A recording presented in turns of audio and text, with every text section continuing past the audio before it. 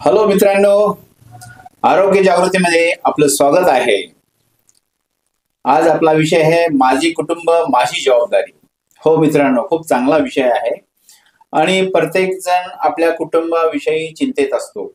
आपल्या कुटुंबाचे आरोग्य हे महत्वाचे असतं. मित्र हो, कुटुंबाचे आरोग्य जर आपल्याला सांभाळायचे असेल तर स्वतःचे आरोग्य निरोगी ठेवणं खूप आवश्यक आहे.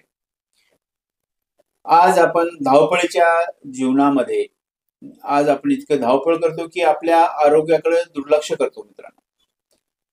आपल्या आरोग्याकडे दुर्लक्ष केले तर आपल्या परिवाराला पण त्यांच्या आरोग्याकडे लक्ष देण्यास आपल्याला वेळ नसतो. आज आरोग्य क्षेत्रात खूप मोठी क्रांती झालेली आहे. कारण कोणताही उपचार असो, कोणताही आजार असो, आपल्या शहरामध्ये, ऐतिहासिक शहरामध्ये त्यावर उपचार करण्यासाठी सुसज्ज हॉस्पिटल आणि तज्ञ डॉक्टर त्यावर, पण त्याकडे आपल्याला जाणे आवश्यक आहे. आपल्याला झालेला आजार कोणता आहे, योग्य डॉक्टरकडे जर गेलं तर आपल्याला योग्य उपचार आणि वेळेस आपल्याला निदान होऊन त्याच्या उपचारावर आपल्याला त्या आजारावर मात करता येते. मित्र हो, उपचार म्हटलं की आज आपल्या अंगावर थरकाप उडतो. याचं कारण काय आहे? महागडी औषधे, महागड्या तपासण्या, महागड्या चाचण्या आणि रुग्णालयाचे जे दर म्हणतो आपण, उपचाराचे म्हणजे रूमचे दर वगैरे येतात, त्याच्यावर आपण खूप असं शांत होऊन जातो. मित्र हो, उपचारादरम्यान जर आपल्याला येणाऱ्या अडचणीबद्दल किंवा येणाऱ्या समस्येबद्दल जर आपण तज्ञ डॉक्टरांकडे आपण कोणता उपचार घेत आहोत, उपचाराबद्दल सविस्तर माहिती जर घेतली आहे आणि येणारा खर्च जर विचार केला तर गैरसमज आपला होणार नाही. रुग्णालय कोणतेही असो, त्या रुग्णालयात त्यांचे प्रत्येकाचं आपलं आपलं एक शेड्यूल बनलेलं असतं. तर उपचारादरम्यान आपण जर तज्ञ डॉक्टरकडे विचारणा केली का आम्हाला कोणत्या प्रकारचे उपचार देण्यात येणार आहे आणि त्यावर येणारा खर्च किती आहे, ते सविस्तर आपण जाणून घेतलं तर नक्कीच आपला पण गैरसमज दूर होऊ शकतो.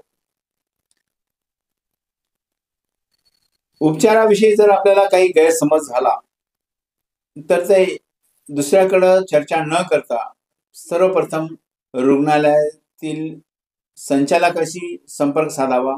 त्यानंतर ज्या डॉक्टरांनी आपल्यावर उपचार केलेला आहे त्या डॉक्टरांशी चर्चा करावी. जर याच्यात तुमचं समाधान नाही झालं तर आरोग्य जागृती आपल्यासाठी तत्पर आहे. आपण आमच्या कार्यालयात येऊन आपली समस्या मांडू शकता. आम्ही पण त्या डॉक्टरांशी चर्चा करू आणि झालेल्या उपचाराबद्दल व्यवस्थित आपल्याला मार्गदर्शन करू. मित्र हो, वैद्यकीय क्षेत्र म्हटलं तर लोकांना वैद्यकीय क्षेत्राशी आज खूपच काय म्हणतात त्याला गैरसमज होत चाललेला आहे दिवसांनी. आरोग्य जागृतीचा नवीन उपक्रम आम्ही हाती घेतलेला आहे मित्रांनो. हो, डॉक्टर व रुग्णालयातील कर्मचारी यांच्यात सुसंवाद कसा राहायला पाहिजे, त्यांचा होणारा गैरसमज कसा दूर करता यावा यासाठी आम्ही प्रयत्न करत आहोत. आरोग्य जागृती नेहमी तुम्हाला दाखवत आलेलं आहे का रुग्णालयातील सुविधाबद्दल, कोणत्या रुग्णालयात कोणत्या सुविधा आहे, त्या रुग्णालयात कोणते डॉक्टर उपचार, कोणते तज्ञ आहेत, त्या तज्ञाबद्दल आम्ही नेहमी तुम्हाला माहिती आणि मार्गदर्शन करत आहोत. आरोग्य जागृती आपल्या दारी न राही कोणी उपचाराभावी, हाच आमचा एक प्रयत्न आम्ही सुरू केलेला आहे. तज्ञ डॉक्टरांकडून प्रथम तपासणीमध्ये 50% सूट कशी देता येईल यावर आमचा भर आहे. कारण मित्र हो, एक आजार झाला की आपण सर्वप्रथम त्या आजाराला दाबण्यासाठी डॉक्टरांची महागडी फीस आपण देऊ नाही शकत. याकरता आपण मेडिकल वगैरे असो किंवा जनरल डॉक्टरकडे जाऊन 10 रुपये 20 रुपयाची गोळी घेऊन आपण त्या आजाराला दाबत असतो. पण आमचा एकच प्रयत्न आहे की या आजाराला न दाबता याचं सर्वप्रथम निदान व्हायला पाहिजे. निदान म्हटलं की आपल्या समोर महागड्या चाचण्या येतात, महागड्या डॉक्टरची तपासणी फीज असते, त्यासाठी आपण त्या डॉक्टरकडे जाण्याचं टाळतो मित्रांनो.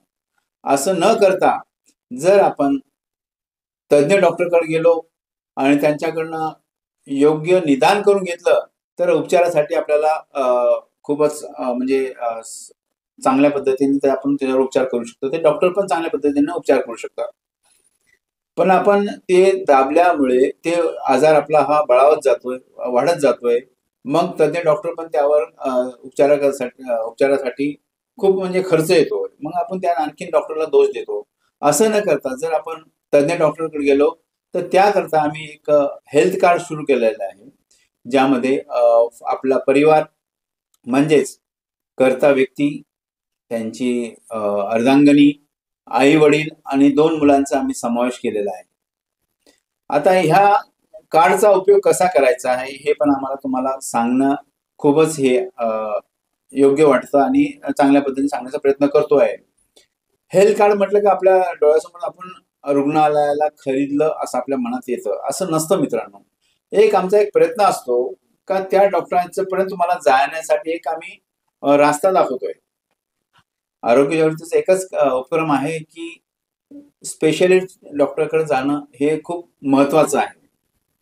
आपण आपल्या आजाराला जास्त अंगावर न काढता त्याला जर वेळीच निदान केलं तर उपचार व्यवस्थित करता येतो मित्रांनो. आज दिवसेंदिवस रुग्णाचे आजार हे खूप मोठ्या प्रमाणावर वाढत आहे. मग तपासण्या आणि ऍडमिशन, ऑपरेशन हे खूपच वाढतंय मित्र. हे जर टाळायचं असेल तर आपण एक प्रयत्न आहे, आमचा एक छोटासा प्रयत्न आहे आणि त्या प्रयत्नाला शहरातीलच नव्हे तर जिल्ह्यातील तज्ञ डॉक्टरांनी आम्हाला खूप चांगली साथ दिलेली आहे. त्यांचा पण एकच सांगणं असतं किंवा म्हणणं असतं की रुग्ण हे वेळेवर येत नाही, जास्त आजार बळावल्यानंतर आमच्याकडे येतात. मग त्या उपचार करण्यासाठी चाचण्या पण तेवढ्या कराव्या लागतात.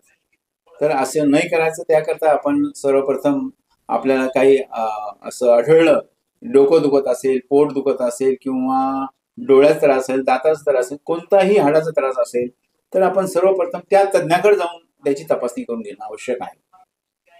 त्यासाठी आम्ही प्रथम तपासणीमध्ये 50% सूट असा एक उपक्रम चालू केलेला आहे डॉक्टरांच्या सल्ल्याने, त्यांच्या सांगण्यावरून, त्यांच्या सल्ल्याने. कारण ते पण सामाजिक कार्य करण्यात पुढे धजावत आहे मित्रांनो. परंतु आपण ते न करता त्यांच्यावर विनाकारण रोप जमवतोय. कारण ते पण आपल्यासारखेच एक व्यक्तिमत्व, त्यांचं पण ते पण एक आपल्यासारखे माणूसच आहे. त्यांच्यात पण आतमध्ये एक सामाजिक बांधिलकी त्यांच्यात पण जडलेली आहे. पण ते कोणाला द्यायचं, कसं करायचं हे त्यांना पण थोडंसं प्रश्न येतो. सर्वप्रथम आमच्या कार्डच्या माध्यमातून आमचा दुसरा एक उपक्रम असा आहे की शासनाच्या योजना लोकांपर्यंत, जास्तीत जास्त लोकांपर्यंत पोहोचवणं हा आमचा उपक्रम गेल्या 14 वर्षापासून चालू आहे. जसं की महात्मा ज्योतिबा फुले जन आरोग्य योजना, ही योजना सर्वसामान्य जनतेसाठी शासनाने वैद्यकीय क्षेत्रामध्ये खूप मोठा एक उपक्रम चांगला राबविला आहे. आणि ह्या उपक्रमाचा लाभ गरजू रुग्णापर्यंत तळागाळामध्ये पोहोचवण्यासाठी शासनाने खूप चांगले प्रयत्न केलेले आणि करत आहे. त्यासाठी आपल्याकडे एक महात्मा ज्योतिबा फुले एक योजना आहे. त्यासाठी त्यांच्याकडे आरोग्य मित्र म्हणून असतो, त्यांचा डिस्ट्रिक्ट कोऑर्डिनेटर असतो, त्यांचा तालुका हे असतो, मग रिजनल ऑफिसर असतो. हे सगळं व्यवस्थित अशी कडी बनलेली आहे. पण ती योजना, महात्मा ज्योतिबा फुले जी योजना आहे किंवा शासनाच्या योजना, विविध योजना आहे, जसे की सीएम फंड आहे, याबद्दल सविस्तर माहिती आम्ही पुढील भागात दाखवू. पण हा एपिसोड तुम्ही गरजू रुग्णापर्यंत जरूर पोहोचवा, कारण त्यांना पण याचा लाभ घेता येईल. आणि शासनाचा हाच प्रयत्न आहे की जास्तीत जास्त गरजू रुग्णापर्यंत पोहोचला पाहिजे. धन्यवाद.